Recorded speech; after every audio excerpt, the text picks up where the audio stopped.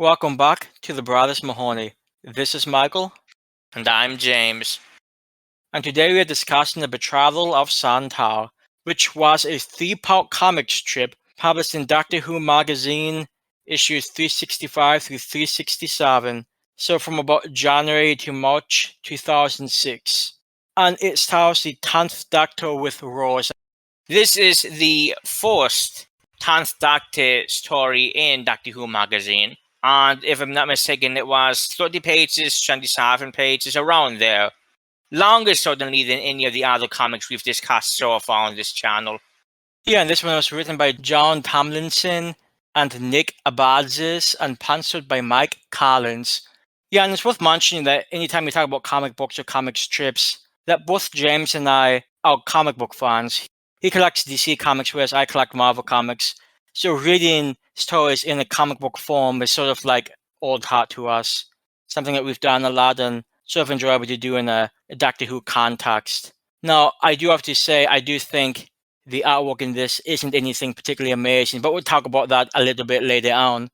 But as for the plot of this one, the 10th Doctor and Rose land on the icy world of Cyric, where they encounter the Sontaran crew of the Betrothal of Sontar, a mining vessel commanded by Colonel Snuth, a colonel with dark secrets that threaten the safety of the universe. And they try to give their nice dramatic punch at the end. And it's worth noting that this predates the appearance of the Sontarans in Season 4, with, of course, the Sontaran stratagem, the Poison Sky, by, well, I think it's 2 years? Yeah, so it'd be at least 2 years, considering it would have been 2008. Yeah, so this predates the reappearance in the Doctor Who TV show by 2 years. And what's even mildly more interesting to me is that the last time the Sontarans were even like a main antagonistic force was back in 2001 in 2 audios from the faction Paradox Protocols.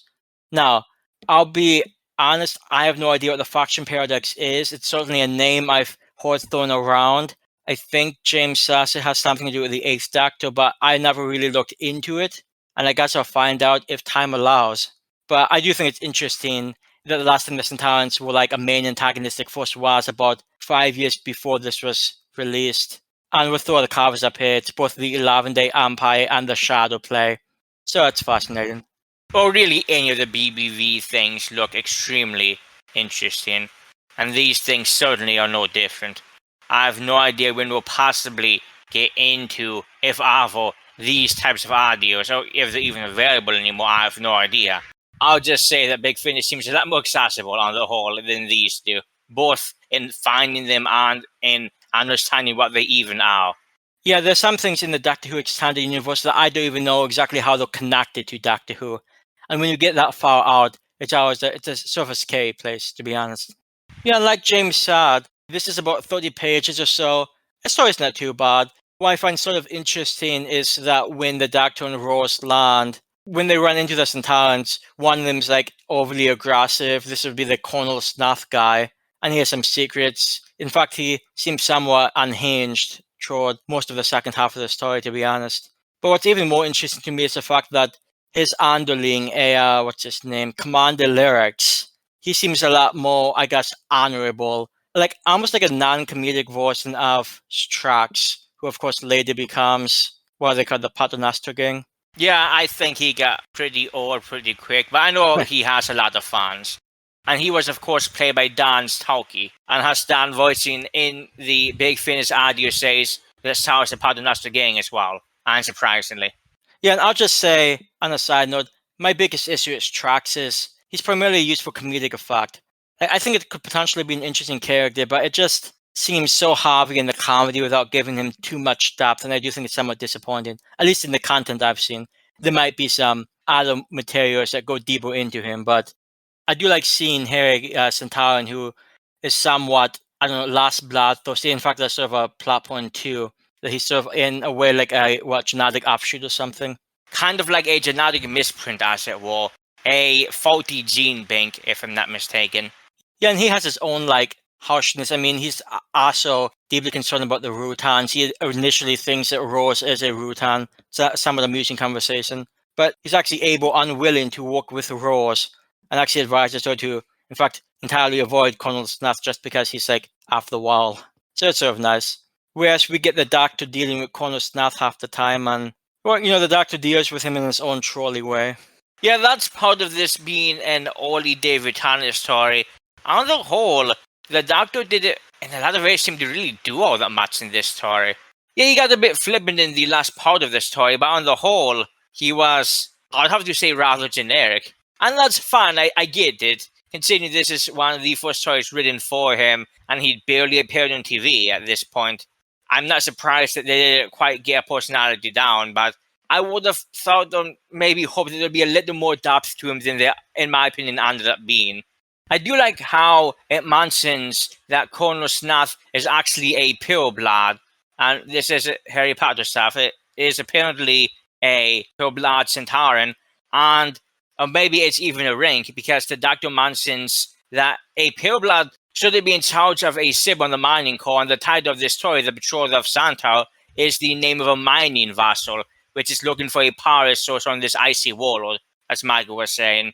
And so it's actually a big disgrace for a pureblood to be the commander of this mining vessel, which is quite interesting. But on the other hand, and the thing that surprised me a lot, it never goes into why he's solving this type of sentence. Now, funnily enough, they did the same type of thing with Strax, where we see him solving as a nurse, which is a big dishonor to him as well.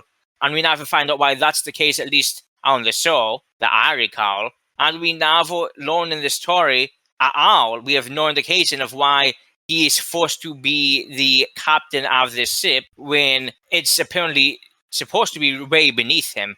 So I just thought it was a kind of strange addition that you would have thought was going to actually be in the story. Yeah, and I guess I appreciate them not bogging down with, I guess, arguably unnecessary detail, but it did seem like it'd be something they might touch on. Especially because it seems like a whole question of why is he here to begin with, but I guess it just set up his desperation and need to prove himself, and that leads him to, I guess, what he becomes. And after the event of the story, the Doctor does tell Lyrax that maybe he can lead the Sontarans in another direction, at least a small group of Sontarans, and of course it doesn't come to be, but it's arguably uplifting. Another thing that was fun about this story is, and I've always appreciated this when it comes to stories, that doesn't shy away from its Britishness. There were multiple references to things, especially during the first part, Rose or the Doctor would say something, and I have literally no idea what they're referencing. I have no clue. At one point they mentioned the Mitchell brothers. At one point they mentioned the Daily Mail or whatnot, some newspaper in the UK. I've always appreciated in the stories, like, yeah, we're going to make references because we're being written in this culture, and maybe not everyone's going to get it. But even though this isn't disposable, like many of the other things you've discussed, such as previously the Sour Note, or some of the TV comic things we've talked about, even though it's not on that level of disposability, it does feel really odd. And these references, forget somebody not being from the UK, if you're not from the UK in around 2006 or so, maybe even you were to get these references nowadays, even if you're in the UK. I've always liked it when a story is just like, yeah, we're going to do this, and you're going to roll with it. Which it's something Doctor Who has done loads of times in all the various formats of media. Yeah, and that type of thing can sometimes make a piece of media feel like a time capsule. But to be honest, I'd much prefer like a time capsule as opposed to some generic and vague, timeless type thing. It's always my preference, so come at me, bro. One thing I don't care as much about, though, is that the artwork of the story just, to me, it seems somewhat bland. Like, it's not particularly bad. Sometimes the towns look cool. But like as an overall artwork style, I'm just not really into it. It just seems sort of there. And I suspect that's probably going to be the case for probably a lot of comic strips and comic stories throughout the ages, just because, I mean, you're doing a comic strip for like Doctor Who magazine, they're probably not necessarily going to go out of the way to get like Alex Ross level of comic pencilist. So, I mean, it's whatever. It's not terrible. It just strikes me as somewhat, it's okay. I mean, considering he literally paints his stuff, it's maybe wrong to call him a penciler, but I do see your point. And I mean, I've looked through a lot of the random comics. We're working on a project slowly of compiling all the Doctor Who stories so we can have them to discuss at a later date. So I've seen a lot of the comic book art, and some of it is really good, and some of it is on the more not good side. And this is, I'll have to say, certainly not my favorite work. You can't really blame them for not nailing exactly what the 10th Doctor should look like, again, with so little time on TV at this point. But on the very first time that we see him on that third page or whatnot, he's drawn, his face is drawn in such an unusual way, and his tie is actually underneath the vast inside of Alfred, which is very strange looking, but obviously it was drawn intentionally, so there was a reason for it. I just can't fathom what that reason would have been. I don't think that's what he looked like at the end of the Christmas invasion. But nonetheless, it's not my favorite artwork. Rose also looks on the whole rather bland, but the Sontarans, at least, especially in their battle armor, look really cool, and they look like good classic Sontarans, since of course this is before the redesign 2 years later. Yeah, and speaking of 2 years later, that sounds like a measurement of time, and measurements of time lead to the timeline. That's why I call my flawless segue. Well, as listeners know, the TARDIS Wiki is a personal timeline for each Doctor, including the extensive extended media, ranging from the comic books, comic strips, Big Finish, and BBC audio, the multiple book ranges, and everything in between. Doctor Who canon, insofar as it actually has one, is a jumbled mess and has been forever, so I'd just like to see where the stories we're discussing fit into the universe as a whole, as continuity in the narrative timeline has always been of interest to me. And this one is actually rather simple on the whole. As stated last episode, this takes place after the Christmas invasion. It is the first Doctor Who magazine, 10th Doctor comic story, and placing it before New Earth, which is very timely since we might be seeing New Earth sooner than you think. And regardless, we've seen the Christmas invasion rather recently as well, so it just felt like a very good time to fit this story in, even if it might not be up to all that much in the end. But right before this, and this is one of the joys of the TARDIS Wiki timeline section of the website. Right before this is a story, and I'm going to put that in quotation marks. Think you've seen the owl? Think again. Which is a minute-long promotional ad for the second series of Doctor Who, which was released on April 1st, 2006. Now, this thing, there's not much to it. It shows clips from the first 4 episodes or so of the series, and it shows the Doctor and Rose at one point just saying these lines, oh, you think you've seen a lot of things in the universe? Well, there's basically so much more. And one of the funny things, and this is why I love the timeline section, is this is absurdity. The last clip of this shows the Doctor and Rose stepping out to a snowy planet. So the timeline places this in continuity for the 10th Doctor right before this story, since they're coming to a snowy planet. And I just find that utterly hilarious, but hey, technically speaking, it fits right there, so who can blame them? Right after this is the first comic story of Doctor Who Adventures, which was a long-running magazine made for kids in the UK, which had a lot of behind-the-scenes information on the show in a format for kids, 10, 11, 12-year-olds. They came with a lot of small toys and plastic thing and games and whatnot. They had activity pages. You can find whole caches of these online. Internet Archive has saved my life trying to find some of these things. And right after this story on the timeline is Witch Switch, which was the very first comic story from Doctor Who Adventures, Doctor Who Adventures issue 1, published on April 5th, 2006. And Doctor Who Adventures lasted until at least, I think, 2016, 2017. The original series went on for over 300 issues. Then I think it had the renumbering and the capacity. And then eventually it sadly died, as some things do. But it lasted for a very long time. And these comic stories, let's just say, maybe we haven't actually seen anything disposable until we talk about these. But I guess we'll see when we get there. But Witch Switch, which is, like I said, 6 pages, is actually more pages than a lot of the later ones are, which are usually just 4 pages. So hey, maybe there's more content there, who knows? Yeah, looking through some of the Doctor Who adventure stories I've seen, being for a younger audience, a lot of them seem pretty simplistic, but I'm sure there's going to be 1 or 2 that stand out, hopefully. I guess I'm just hoping. I mean, you never know. Optimism is maybe not the right thing to think of when we talk about these, but I guess maybe we shall see. Not that we have enough time in our lives to actually warrant discussing these, but it's always possible. Yeah, I mean, if those are over 5 minutes, Why are we doing life wrong? But when it comes to the Betrothal of Sontar, like we said, it's about a 30-page story. Oh, it's okay. I mean, nothing's special. And honestly, I don't think the story's anything special, but it's sort of interesting. It's interesting to see the Sontarans 2 years before they pop back into the show proper. And I guess if you're a fan of the Sontarans, which is one of the somewhat last antagonists of the classic series, they still popped up a handful of times. Nothing wrong with checking the story out. I guess no reason not to. It takes maybe 15 minutes to read. So if you want a small piece of Doctor Who history, and I say history only because the Sontarans appear before they pop up again in the 4th season, so I don't know, maybe that makes it history. It might be worth seeing, otherwise there's not much to it.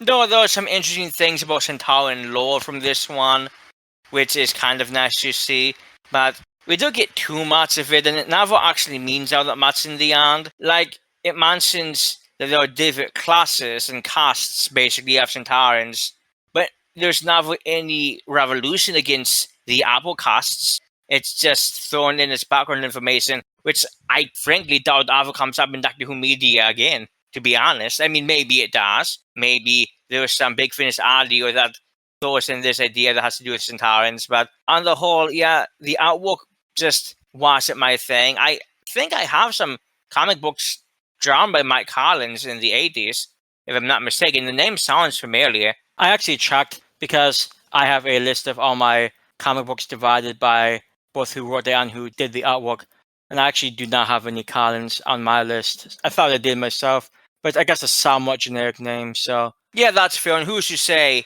with the name being so generic, that one Mike Collins is the same as the other Mike Collins? Yeah, it's or true, another too. one. But I don't know, the artwork just didn't work for me this time, and the story, while having some interesting parts, it's kind of nice to see a Sontaran literally say, no, my commander's actually insane, I'm taking over command of this ship, and he's done. I thought that was kind of interesting, to see a more reasonable Sontaran. Yeah, I actually think that's probably the most interesting part of the story, or my favorite part of the story, I guess I would say. Yeah, that would be my favorite part of the story as well. But besides that, there's not really all that much to this one. You would think for being almost 30 pages there'd be some more to it, but honestly, it just doesn't have quite the depth that I would personally have hoped for, beyond a couple of interesting bits of lore about the Sontarans and the character of Lyrics. Yeah, but I guess with that said, what do we have coming up next? Coming up next, we have the very first TARDIS sword, but more importantly, we have New Earth, which is the first episode of Series 2 proper of the revival of Doctor Who. And with Series 2 of Doctor Who, a random bit of information is that all of the episodes of this season were preceded by a TARDIS sword, which were these small 30-second to 1 minute clips that were released, this is 2006, in a very low radio format for flip phones. So you could just download, I don't know, Doctor Who, whatnot, to this number, and you'd get this small little preview for the upcoming episode. And so for this upcoming Doctor Who season, we will be discussing the TARDIS swords combined with the episodes proper that they come with. And these TARDIS swords are really interesting in the fact that they weren't even on the DVD release for this season. The DVD releases usually packets out of the small minisodes that are produced during that time with the DVD season as a whole, but these TARDIS swords have never been released in that format. They are luckily all on YouTube, but it's so strange that they weren't actually released on any form of physical media. All of these, if I'm not mistaken, are unfortunately written by Gareth Roberts, who has, for obvious reasons, a lot of controversy tied to his name in the Doctor Who community. But nonetheless, we still talk about these small things, and I think there's some interesting things that pop up in the TARDIS swords. It's a pity that they're not collected and not really well known by anybody outside of the Doctor Who fandom who's actually looked into it. It would have been great for these to be on the DVD for Season 2, but nonetheless, it'll be fun to talk about these and Season 2 proper, starting with New Earth, which, funnily enough, from what I recollect, it's not a great episode, but I guess when we revisit it. Yeah, it's my understanding that New Earth is on the lower end of Season 2 episodes, and I've not seen it in a long time myself. I only remember a handful of elements, so I'm actually interested in revisiting it. I'm not really expecting much, but I mean, I'm not sure. The way I see it, it's even like a bad David Tennant episode, it's still probably going to be okay. I mean, let's be honest. So, yeah, let's do it, bro. And if you have any thoughts on this toy yourself, you can always follow us on Twitter at Brothers Mahoney, or leave a comment down below. As the cool kids say, like and subscribe. But this has been the Brothers Mahoney. This has been Michael. And I've been James. Thanks for listening, and have yourself a nice night. And may the Sontarans rule all.